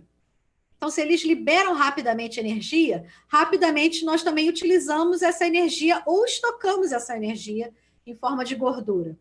E aí a gente vai sentir fome cada vez mais cedo e vai comer mais. O gráfico verde do lado mostra um exemplo de alimento de baixo índice glicêmico, que ele libera energia de forma mais paulatina. Dessa forma, a gente vai se sentir satisfeito, né? Vai ter uma saciedade maior num tempo maior, e assim a gente vai comer menos. Então, o que a gente tem que fazer? A gente realmente tem que resetar nossos hábitos alimentares, trocar ou consumir mais, né, alimentos de baixo índice glicêmico para diminuir um pouco a obesidade e aumentar a satisfação e a saciedade. Tá bom, onde a engenharia reversa entra, ainda estamos chegando lá, né?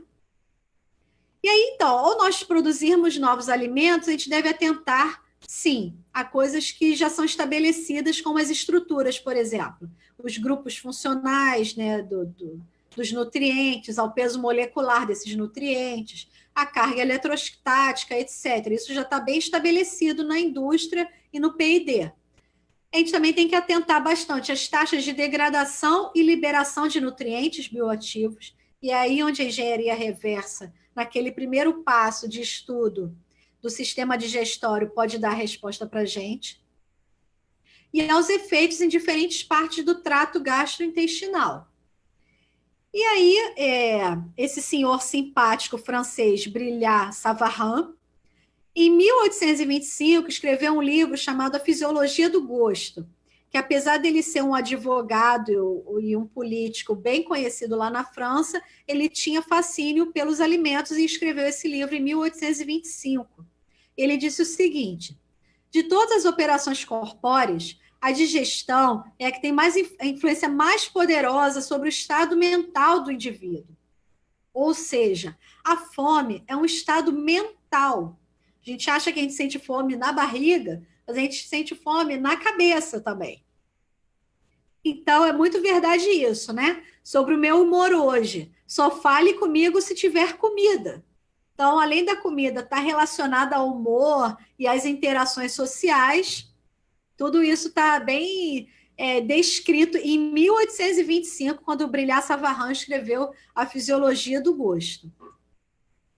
E agora, no século XXI, como está essa história, né? Que já se passaram 2 séculos, ou 3, 2 séculos, né? Então, 2 séculos passados, nós temos, agora descrita pela ciência, uma interação entre o cérebro e o intestino.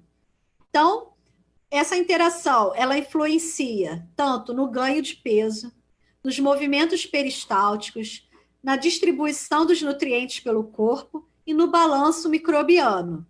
E também vai influenciar nos neurotransmissores, na ansiedade e no estresse, no humor e no comportamento. Então, o nosso cérebro tem uma ligação, né, que tá, o termo em inglês aqui, gut-brain axis, que estipula que o cérebro está relacionado com a microbiota intestinal, que nós temos uma microbiota muito rica. Vários micro-organismos vivem no nosso intestino, tanto para o bem como para o mal. Vou falar isso mais para frente um pouco. Só que a descrição do esquema de manipulação mental dos micro-organismos, do início ao fim, ainda é um trabalho em andamento, ainda está em pesquisa como realmente ocorre esse esquema de manipulação. Mas já é estabelecido que existe esse esquema, tá bom? E aí a microbiota intestinal está envolvida tanto com a saúde como a doença. É um casamento que a gente faz com a microbiota do nosso intestino. Está com a gente tanto na saúde como na doença.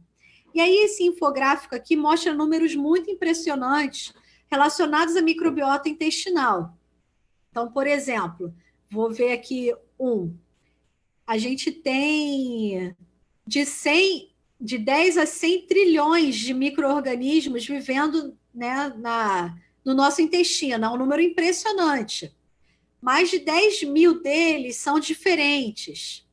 A gente tem 10 vezes mais micro-organismos dentro do nosso organismo do que fora. Vamos ver aqui. 22 mil é o número aproximado de genes humanos catalogados, né, dentro desse estudo.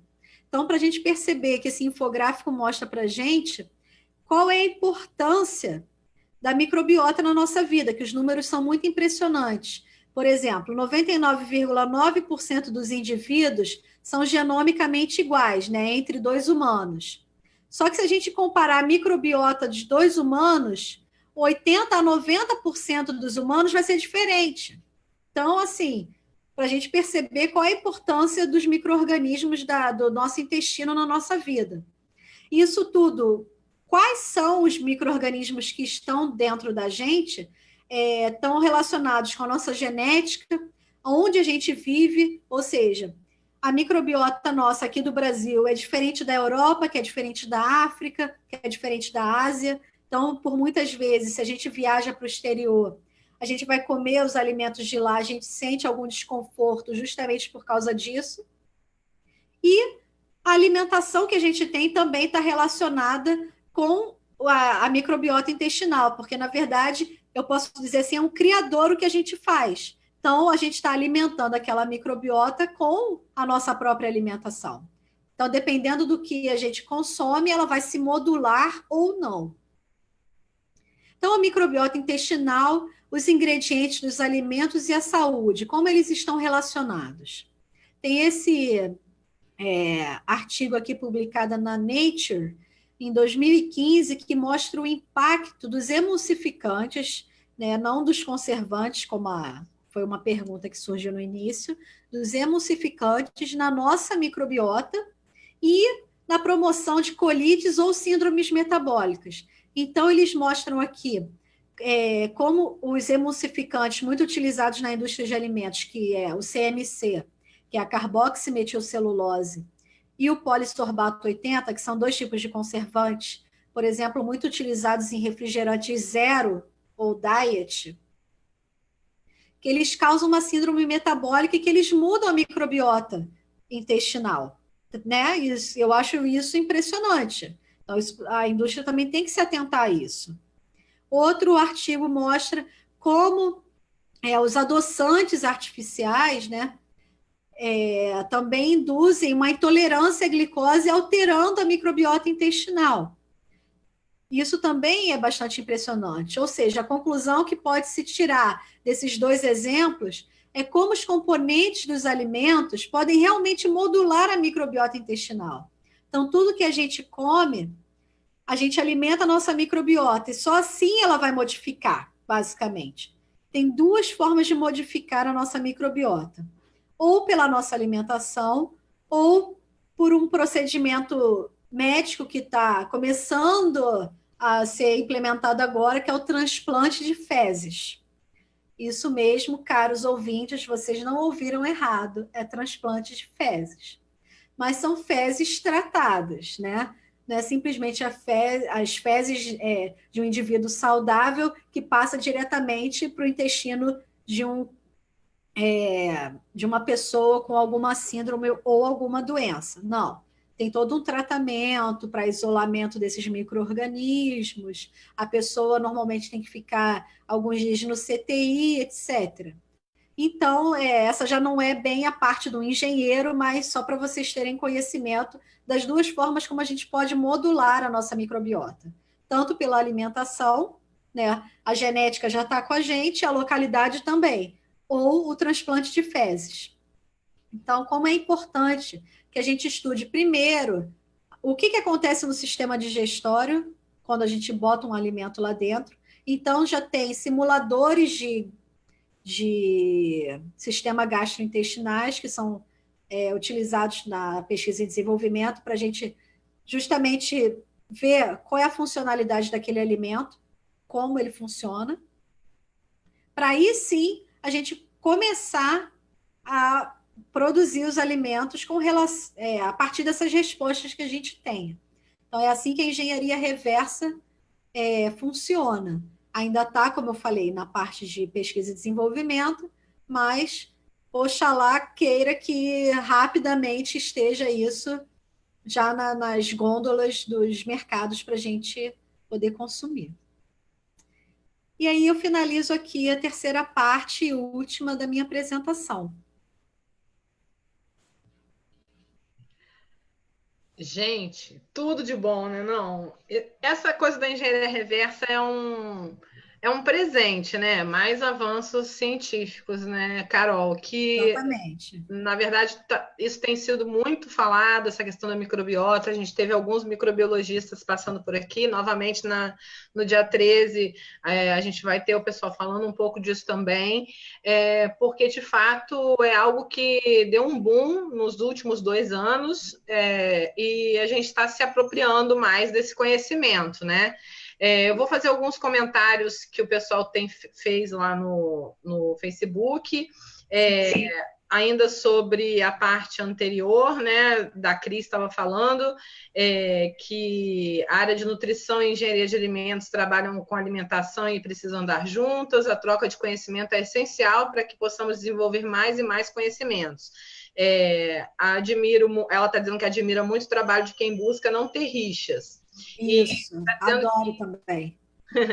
E que ela está dizendo que eles não têm conhecimento para coordenar e trabalhar na área de engenharia, assim como o engenheiro não tem conhecimento para trabalhar na promoção de saúde, e por isso complementam, né? Isso. Só dando um complemento, que foi o que nós conversamos no pré-webinário, né? Muita gente fala assim, nossa, você é engenheira de alimentos, me passa uma dieta.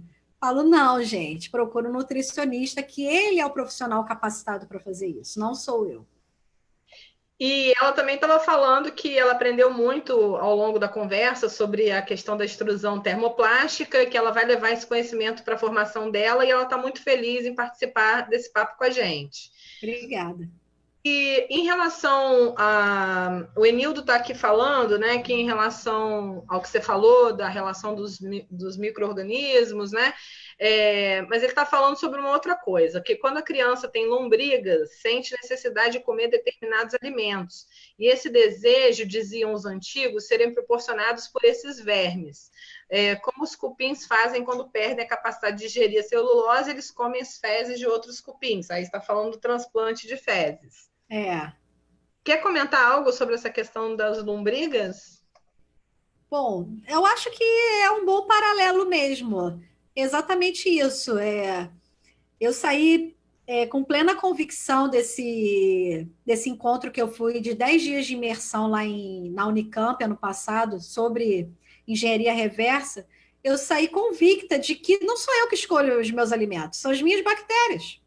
Uhum. Sabe? Essa ligação que a gente tem realmente entre o intestino e o cérebro é fenomenal. E por isso é difícil a gente mudar a nossa dieta drasticamente. Por isso tem que ser uma coisa paulatina, porque a gente está modificando não só a nossa dieta, mas como neurotransmissores, nosso humor, nosso comportamento, uma série de coisas que estão relacionadas à nossa microbiota. E mudando a nossa alimentação, a gente está modificando a microbiota. Então, meio que rola uma guerra, né? Entre quem quer ficar e a que tem que sair. Tem que ficar, tem que sair. Então, por isso que a gente sofre muito com mudanças de dieta. Então, por isso tem que ser uma coisa bem lenta. Eu acredito que haja realmente um paralelo entre as lombrigas e as bactérias, porque se a gente escolhe um alimento relacionado com o que a gente tem de microbiota intestinal, acredito que pessoas com lombriga seja a mesma coisa. E aqui a Cristina Gomes está dizendo que está encantada, que aprendeu muito com você hoje. Realmente todos aprendemos. Eu queria só dar uma dica para você falou sobre a questão do Alzheimer e diabetes, a relação entre essas. Eu queria passar alguns links, porque um dos laboratórios do Instituto de Bioquímica Médica, né, que tem a Fernanda de Felice, uma pesquisadora incrível, que ela faz esse estudo há muitos e muitos anos. Na verdade, o laboratório é focado na questão do Alzheimer e ela tem feito várias publicações com essa relação entre Alzheimer e diabetes. Então, para quem tem interesse, vale muito a pena conhecer a Fernanda, o trabalho dela. Se vocês tiverem interesse, eu estou colocando o link aí, tanto do laboratório, quanto um pouco sobre a Fernanda. Tem vários artigos que ela publicou, então acho que vale super a pena quem tem interesse um pouco mais nessa relação de diabetes e Alzheimer. Eu acho que, se vocês quiserem ler mais, vai ser uma leitura bacana. E eu tenho algumas perguntas. Em que passo a engenharia reversa está nesse ponto? Você está falando que são novas descobertas e tal, mas isso. A engenharia de alimentos ou a indústria de alimentos está... elas têm também, né, pesquisa e desenvolvimento nas próprias indústrias, mas vamos falar de um gap de tempo aí, do que está sendo visto com a questão da engenharia reversa para o que a gente está vendo na indústria de modificações, assim. Quanto tempo, se tem alguma coisa já aplicada ou implementada, se você tem conhecimento de alguma coisa assim, e se você acha que isso ainda demora? Eu acho que isso ainda vai demorar um pouquinho, como eu falei. A gente está entre o primeiro e o segundo passos da engenharia reversa, que é a parte de estudar o que está acontecendo no sistema digestório e na boca. Agora está começando a caminhar um pouquinho para a parte da cozinha e da indústria, mas tudo de forma ainda a nível de bancada, sabe? Nem passou para a planta piloto ainda, né? Porque na indústria a gente tem que seguir alguns passos. A pesquisa começa a nível de bancada, depois vai para a planta piloto, depois vai para o nível industrial. Então, a engenharia reversa ainda está estudando bastante essa parte do sistema digestório, quais são as funcionalidades dos alimentos nessa simulação, nesses simuladores, né, de sistema gastrointestinal e as estruturas dos alimentos em si. Naquela parte que eu falei de nanotecnologia e de substituição de gorduras. Está bem específico nessa parte ainda. Então, acredito assim, as coisas demoram um pouco para chegar ao consumidor, como eu falei na primeira parte. Uns 10, 15 anos é um tempo razoável para uma implementação tão inovadora. Entendi, porque é uma questão da inovação, porque a gente tem visto, como a gente estava conversando, né? A gente tem visto vários alimentos sendo sem glúten, sem lactose, mas isso são coisas mais simples, né, Carol, de serem disponibilizadas, né? Isso, porque essas coisas não demandam um estudo do sistema digestório, né? Demandam estudos a níveis tecnológicos, eu digo tecnologia de alimentos, de saber se aquela estrutura vai continuar igual. Por exemplo, posso falar de bolos, né, que é o que eu estudo. Um bolo, tradicionalmente, é feito com farinha de trigo que contém glúten. Então, ele tem uma estrutura toda própria do glúten, né? Que o glúten aprisiona as bolhas de CO2 formadas durante a fermentação química que acontece dentro do forno e mantém aquela estrutura fofinha, grande e alta. Um bolo sem glúten já não tem essa estrutura toda. Então, demanda pesquisa e desenvolvimento da formulação para a gente ver como vai ficar um bolo sem glúten. O que eu tenho que botar mais ou menos para ele ter pelo menos uma estrutura similar a um bolo que tem glúten. Não demanda que eu estude um sistema digestório, por exemplo. Uhum. E por que a gelatina virou tão... Tipo, falaram tão mal da gelatina nos últimos tempos, assim. Qual é o problema real da gelatina? Ah, da gelatina ou do colágeno que você está falando? Falam da gelatina, né? Mas vamos pensar na questão do colágeno, então. Porque a nossa bioquímica não consegue absorver essa cadeia proteica de uma forma inteira, né? As proteínas são formadas por aminoácidos, que são como se fossem os legos da proteína. Então, um aminoácido vai se ligando ao outro e se conformando espacialmente de forma diferente, formando proteína A, B, C, D, E, F, infinito. Quando a gente consome uma proteína, no nosso organismo, ela vai ser decomposta em aminoácidos. Então, não importa se você está consumindo um colágeno ou uma proteína de leite ou uma proteína não sei o quê, que ela vai ser decomposta em aminoácidos e a gente vai absorver esses aminoácidos. E depois que os aminoácidos entram nas células, eles não têm um sinalizador que dizem, olha, eu era do colágeno, então aqui dentro eu vou formar colágeno de novo. Não é assim. Eles se arranjam de forma aleatória, de uma forma que não é assim. Esse é do colágeno, vai formar colágeno, esse é do soro de leite, vai formar soro de leite. Então, por isso que está essa discussão do consumo de colágeno ou de gelatina, né? A gelatina em si, aquela gelatina que a gente faz em casa, colorida, com açúcar não sei o quê. Eu acredito que a discussão seja porque ela tem muito açúcar e corante artificial, que potencialmente é um alergênico, né, para muitas crianças, os corantes artificiais, mas isso já daria um outro webinário também, né, a parte dos alergênicos. E o colágeno em si, porque meio que gourmetizaram o consumo de colágeno, dizendo que ele faz bem à pele, etc., porque com o passar dos anos a gente já não produz colágeno na mesma velocidade que a gente produzia quando era criança ou adolescente. Por isso as rugas vão se formando, etc., mas isso é um processo natural. Mas também a gente não consegue absorver colágeno. Então, é isso que o pessoal da bioquímica está mostrando agora. Então, eu tenho que agradecer você por tudo. Estou doida para comer seu bolinho de sorgo com laranja. Vou te convidar para a minha defesa. Espero que ele em breve esteja no mercado, porque realmente a ideia é muito legal e eu sei que pode contribuir em várias áreas, né? Não só para a nossa saúde, mas para a produtividade, para aproveitar algo tão importante quanto o sorgo, que os agrônomos conhecem bem, nós biólogos também conhecemos bem, mas na nossa alimentação, infelizmente, a gente usa muito pouco.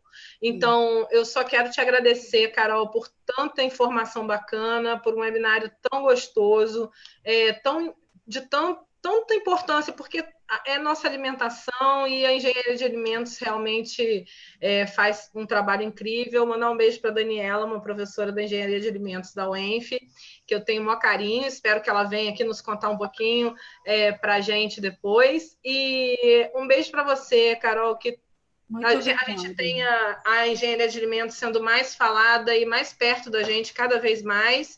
E com certeza a divulgação científica pode ajudar, mas eu acho que a gente ter essa consciência do que a gente come, de quantas pesquisas são feitas para que isso, desde a agronomia, desde as plantações, até isso chegar na nossa mesa, né? Então, todo o nosso carinho também para os produtores. Com certeza. Fazem um trabalho incrível. A primeira parte da história, né? Então, agora a palavra é sua. 1000 vezes obrigada a todos que acompanharam a gente até aqui e que foram tão participativos. E foi muito legal essa conversa. Bom, gostaria de agradecer, Ju. Muito obrigada. Vou agradecer primeiro a Euraxis, porque foi eles que nos botaram em contato, né? E aí eu agradeço muito. Para quem não sabe, a Ju foi minha coach online, me ajudou a beça na montagem, né, da minha apresentação lá do Euraxis Science Slam. Ela, juntamente com o Ronaldo e com a Nath, lá no dia da apresentação também, ajudaram a beça. Agradeço a rede de pesquisadores pelo convite, por estar aqui falando de uma área que eu sou apaixonada, que é a engenharia de alimentos. E só para finalizar essa conversa, né, falar da minha pesquisa, que eu trabalho com sorgo, que eu falei, que é sem glúten, e com o bagaço de laranja e o soro de leite, que são 2 resíduos da indústria de alimentos. Então, às vezes, eu recebo críticas do tipo: você só está fazendo um bolinho sem glúten para entrar na moda. Não. Então, eu gostaria de estabelecer que a minha pesquisa tem muito mais a ver em ofertar um cereal diferente e, com isso, fazer que haja uma diversificação do consumo de vários cereais do que entrar na modinha do sem glúten, que também daria um outro webinário. Olha, eu estou me convidando para vários webinários na rede de pesquisadores. Sempre a porta aberta, tá sempre bem-vinda, com certeza. Obrigada. E o outro pé da minha pesquisa é justamente a sustentabilidade, que a gente tem que pensar nisso. A gente não tem 2 planetas para viver, a gente só tem um. Então, pensar em cuidar bastante dele. Então, a gente tem que tratar nossos resíduos, tem que dar a melhor finalização e destino para eles que a gente puder.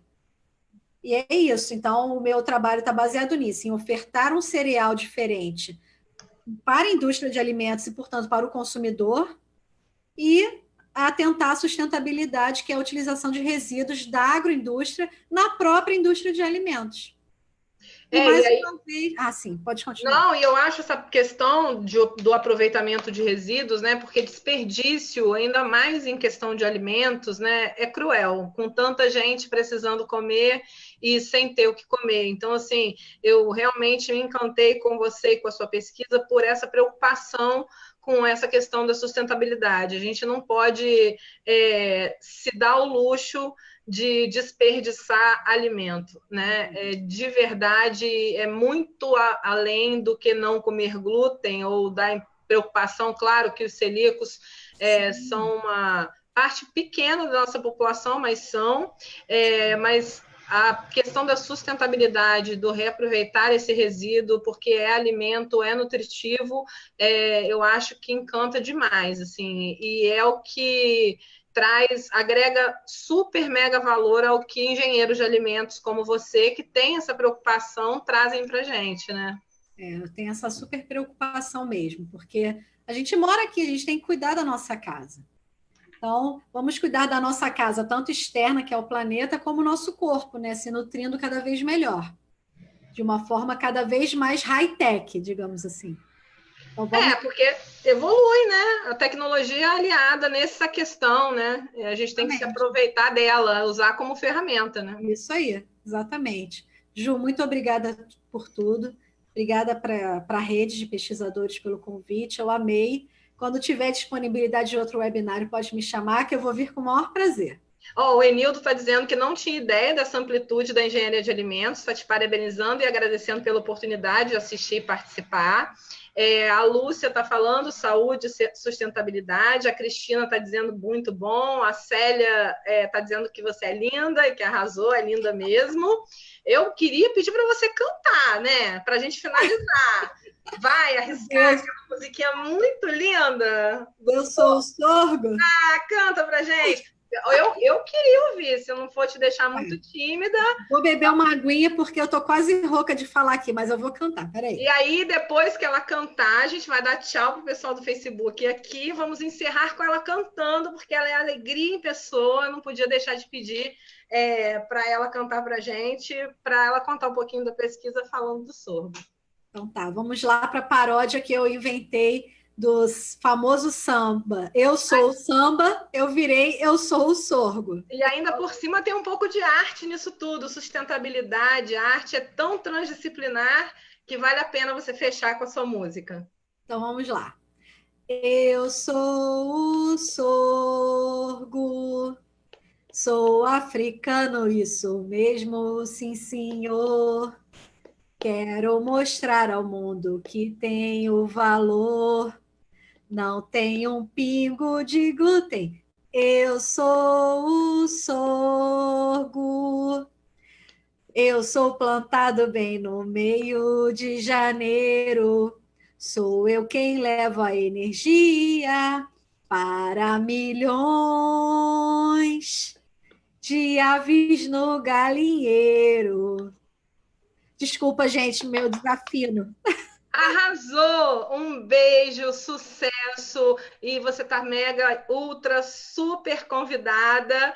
E a Mariana, oi Mari, que bom te ver, Mariana, do Cientista Beta, tá dizendo que ela ama e a música Eu Sou o Sorgo, ela estava cantando junto. Então, Ai, que legal! Mari, saudade de você, já voltou do México? Beijo para vocês todos, agradeço demais, foi lindo e volte sempre. A casa é sua, a rede é sua e de todos vocês que estão com a gente, tá? Obrigada, Espero Ju. ter gostado da experiência. Beijo para Tchau, todo mundo. Facebook. Tchau, tchau, gente. Tchau, Beijo. tchau.